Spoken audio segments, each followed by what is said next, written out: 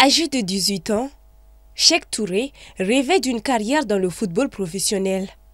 Formé à l'Académie Esprit Foot de Yambel, le jeune gardien a cru saisir sa chance lorsque de faux agents lui ont fait miroiter un essai dans un club professionnel.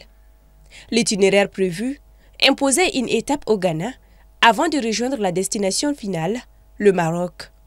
Malheureusement, le joueur est tombé dans un piège sans précédent. Il fut assassiné par ses ravisseurs qui exigeaient une forte rançon. Ce cas soulève la question de la protection des joueurs face à des fausses promesses. D'ailleurs, au début du mois d'octobre, lors du tournoi IFOA A, qui a réuni 8 pays à Bamako, les joueurs avaient précisément bénéficié d'une formation visant à les prémunir dans de telles situations. On est dans une compétition U17. Le safeguarding, c'est tout simplement tous ces aspects liés à la protection qu'il faut faire aux jeunes.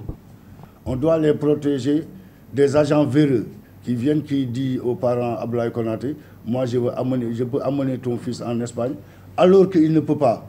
Abdoulaye lui donne son argent, le gosse se retrouve en Tunisie en train de mendier. Pour M. Modibo Koulibaly, troisième vice-président de la Fédération malienne de football, il est impératif de poser les jalons nécessaires pour protéger nos jeunes talents. Et puis à l'âge de 5-6 ans, les agents commencent à tourner autour des joueurs qui n'ont que 10 ans, 12 ans. Ils commencent à signer des contrats avec eux en leur proposant des petites sommes à la fin de chaque mois pour détourner justement, n'est-ce pas, l'attention de ces enfants et de leurs parents. Ce qui est plus facile de faire, c'est de réglementer la création des centres de formation. Ça, c'est la première chose. La deuxième chose, c'est de réglementer aussi beaucoup plus, n'est-ce pas, le départ des jeunes talents. Parce qu'aujourd'hui, il n'y a pas beaucoup de contrôle, comme je le souhaite, par rapport au départ des jeunes talents. Bien que le Mali n'ait pas encore été confronté à un cas similaire, l'instance de football s'engage néanmoins à protéger sa jeunesse talentueuse. Au niveau du Mali, je n'en connais pas un cas qui soit similaire au cas du Sénégal, mais il y a des cas où les enfants partent dans des conditions difficiles. Et généralement, même au niveau de nos clubs, nous avons souvent des joueurs qui partent. Les agents les abandonnent dans les hôtels dès qu'ils n'ont pas de situation pour eux.